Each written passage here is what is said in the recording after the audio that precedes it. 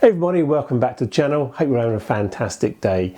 So today I want to take a quick look at what happens if you are funded with a prop firm and you finish the month not in profit. Now, we know there's lots of examples out there of people who've managed to take profit withdrawals. There's examples out there where people have actually violated all the rules and blown the account and lost it. But what's that middle ground? What happens if you are in a drawdown and you're not actually successful taking a profit split at the end of the month? Now, with FTMO, and that's the example I'll be using because that's the current situation I'm in right now, is they allow you to trade on the funded account until you are back in profit. There is no time limit and you can spend as long as you want to get back into a profit. Now, I think that's fantastic. I think it's a great way of going about it. It really takes the pressure off the trader from having to make that profit and really start taking undue risks and therefore losing the account overall.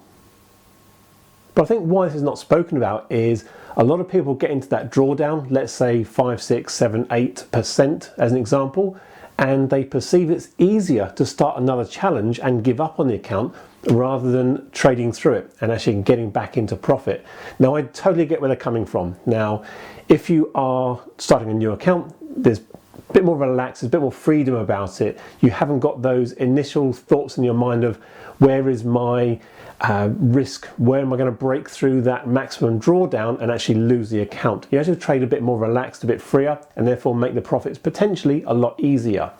Now, when you're actually in that situation of drawdown and you know there's that line where you cannot cross, whether it's by 1 penny, you will lose the account, the fear starts to creep in. You start to make decisions that you wouldn't normally do, and because of that you end up in a worse situation than you would have been if you start again from scratch. So I think a lot of people get into that drawdown phase and they just literally decide not to trade the account ever again. It's also really hard to comprehend the task at hand.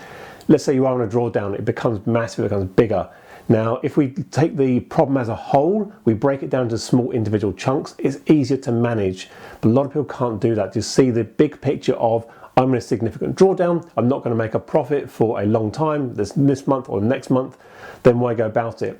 And when you don't break the problem down to smaller chunks, that's when it becomes really, really bad and the psychology kicks in, the fear kicks in, and before you know it, I say the mistakes become routine. You start getting more and more problems and therefore you are going to blow that account. Now, for my situation, I found myself in a significant drawdown at the end of the month and I tried to trade out of it, but unfortunately it was getting worse. I was getting to a point where I was closer to that line of failing the account. I was down almost 9%. I think it was about 8.99% on the funded account, and I just couldn't see a way out.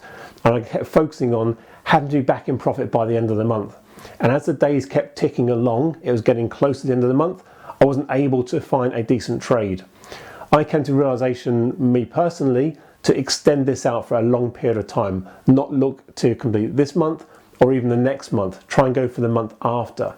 And therefore, by extending the number of days to get back into profit from 12, which I was looking at this month, into 55 to 60 days, being in a 2.5 month cycle, you can really break it down into really small, manageable chunks. And before you know it, the days are starting to become easier and less stressful. And I can see that in my performance right now. Almost for the past 4 or 5 days, I've started to make consistent profits.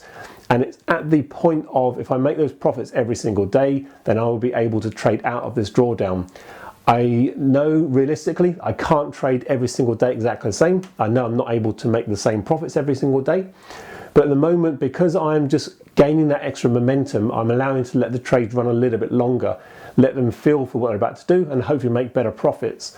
When you're in that real situation of massive drawdown, the trades are being cut short. You're seeing a small profit, bank it.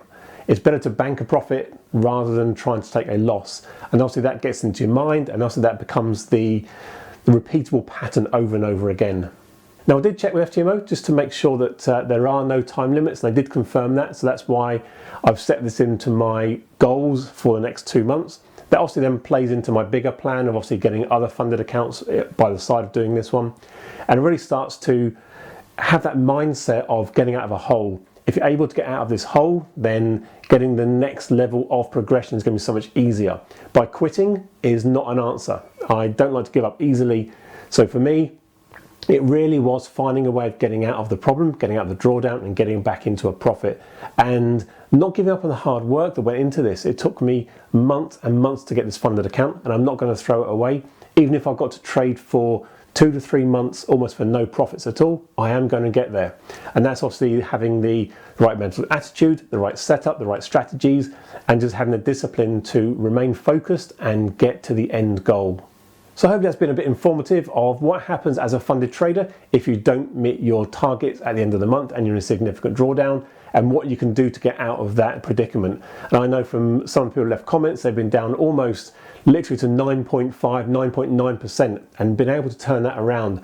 And I have massive admiration for those people being able to focus on the strategy, the discipline, and get there. And that's what I'm looking to do now.